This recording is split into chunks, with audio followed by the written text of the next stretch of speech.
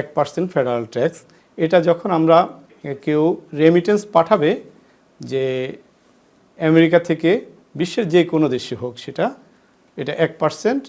নগদ যখন লেনদেন করবে অথবা আপনার মানি অর্ডার হিসাবে যাবে অথবা ক্যাশিয়ার চেক হিসাবে যাবে, তখন 1% কর আরোপ করেছেন, ফেডারেল ট্যাক্স হিসাবে আরোপ করেছেন। এটা personal cheque, debit card, credit card অথবা ওয়্যার ট্রান্সফার অথবা ব্যাংক ডিপোজিটের মাধ্যমে যদি সে রেমিটেন্স পাঠায়, তাহলে কিন্তু তাকে এই টাকাটা দিতে হবে না, 1% কর দিতে হবে না। নগদ এবং চেক, নগদটা তো আমরা সবাই বুঝি যে ক্যাশটা টাকাটি নিয়ে যাচ্ছি, এবং মানি অর্ডারটাও নগদ হিসেবে কাউন্ট হয় এখানে। আচ্ছা, আপনি যদি কেউ মানি অর্ডার নিয়ে যায় সেটাও নগদ হিসেবে কাউন্ট হয়, এবং ক্যাশিয়ার চেক এটাও নগদ হিসেবে কাউন্ট হয়। আমরা রেমিটেন্স যে বাংলাদেশে পাঠাই, সেটা কত পার্সেন্ট আমরা ক্যাশ ট্রানজ্যাকশন করে থাকি। এই 1% ফেডারেল যে রেমিটেন্স ট্যাক্স, এটি আসলে কি, এবং এটি প্রস্তাবিত ছিল 5%, সেখান থেকে 1% আসলো। তো এই ট্যাক্স সম্পর্কে, এই বোঝা সম্পর্কে একটু আপনার কাছ থেকে জানতে চাই। জি, ধন্যবাদ বাপ্পি ভাই আপনাকে এবং এটিভির সকল দর্শককে। আমাদের আমেরিকান বাংলাদেশি মানি ট্রান্সফার অ্যাসোসিয়েশনের পক্ষ থেকে ধন্যবাদ জানাচ্ছি।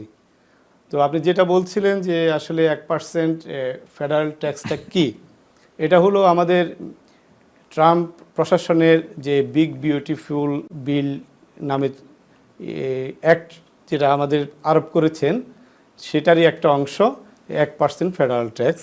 এটা যখন আমরা কেউ রেমিটেন্স পাঠাবে, যে আমেরিকা থেকে বিশ্বের যে কোনো দেশে হোক সেটা, এটা 1%। নগদ যখন লেনদেন করবে অথবা আপনার মানি অর্ডার হিসাবে যাবে অথবা ক্যাশিয়ার চেক হিসাবে যাবে, তখন 1% কর আরোপ করেছেন, ফেডারেল ট্যাক্স হিসাবে আরোপ করেছেন এটা। তো এটা হলো এই জিনিস আর কি আপনার। আচ্ছা ভাই, এবার একটু মাসুদ রানা তপন আপনার কাছে জানতে চাই যে এই যে 1% ট্যাক্স আরোপ করা হলো, আমরা বলছি যে কতটা চাপে প্রবাসীরা, আসলে কি এটাকে আসলে কতটা চাপ হিসেবে আপনারা দেখছেন? আপনারা কিন্তু এই টাকা লেনদেনের বিষয়টা, পাঠানোর বিষয়ে আপনারা কাজ করছেন, তো আপনাদের কাছে কি মনে হচ্ছে? এবং এর প্রভাব, আমি যদি বলি আজকে হচ্ছে 7 জানুয়ারি, অর্থাৎ 7টা দিন পার হয়ে গিয়েছে, কতটা প্রভাব পড়ছে এই যে দেশে রেমিটেন্স পাঠানো, সেখানে কোনো ভাটা দেখছেন কিনা? ধন্যবাদ বাপ্পি ভাই, ধন্যবাদ এটিভির সকল দর্শক এবং শ্রোতাকে। 1% ফেডারেল রেমিটেন্স ট্যাক্স আমরা জানুয়ারির 1 তারিখ থেকে আমরা কালেক্ট শুরু করে দিয়েছি। সকল মানি ট্রান্সফার কোম্পানিগুলো এটা কালেক্ট করবে, এবং সম্ভবত এখন পর্যন্ত আমরা কোনো দিক নির্দেশনা পাই নাই। কোয়ার্টারলি অথবা ইয়ারলি আমাদেরকে এটা ফেডারেলকে দিতে হবে। বাট আমরা কালেক্ট শুরু করছি জানুয়ারির 1 তারিখ থেকে। সেটা হচ্ছে যে ক্যাশ ট্রানজ্যাকশন, মানি অর্ডার এবং ক্যাশিয়ার চেক, এই নগদ প্রদান, এই 3টা মাধ্যমে যদি কোনো রেমিটার বাংলাদেশ বিশ্বের ফরেন কান্ট্রিতে টাকা পাঠায়, তাহলে তাকে 1% দিতে হবে। কিন্তু যদি সে তার personal cheque, debit card, credit card অথবা ওয়্যার ট্রান্সফার অথবা ব্যাংক ডিপোজিটের মাধ্যমে যদি সে রেমিটেন্স পাঠায়, তাহলে কিন্তু তাকে এই টাকাটা দিতে হবে না, 1% কর দিতে হবে না।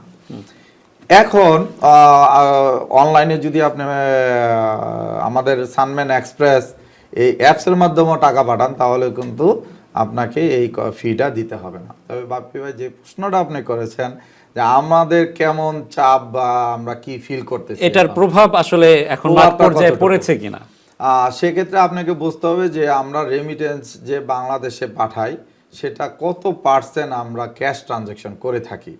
তো আমাদের ম্যাক্সিমাম কোম্পানিগুলো, আমার ধারণা 90 থেকে 90% আপনার ক্যাশ ট্রানজ্যাকশন হয়ে থাকে।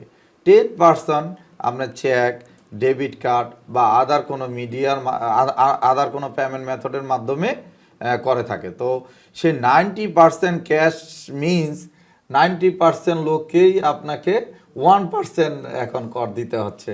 তো সাধারণত কাস্টমাররা আমাদের লোকেশনগুলোতে আসছে, এবং ম্যাক্সিমাম মানুষ কাস্টমারে এখন অবগত হয়ে গেছে অলরেডি যে তাকে 1% দিতে হবে।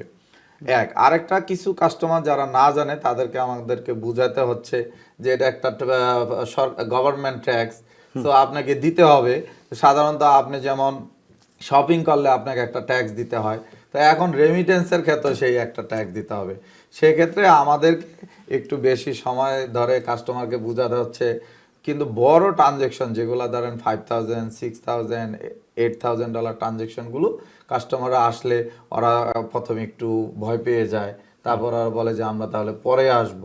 ওরা চিন্তা করবে যে কিভাবে আবার কি চেক নিয়ে আসবে কিনা।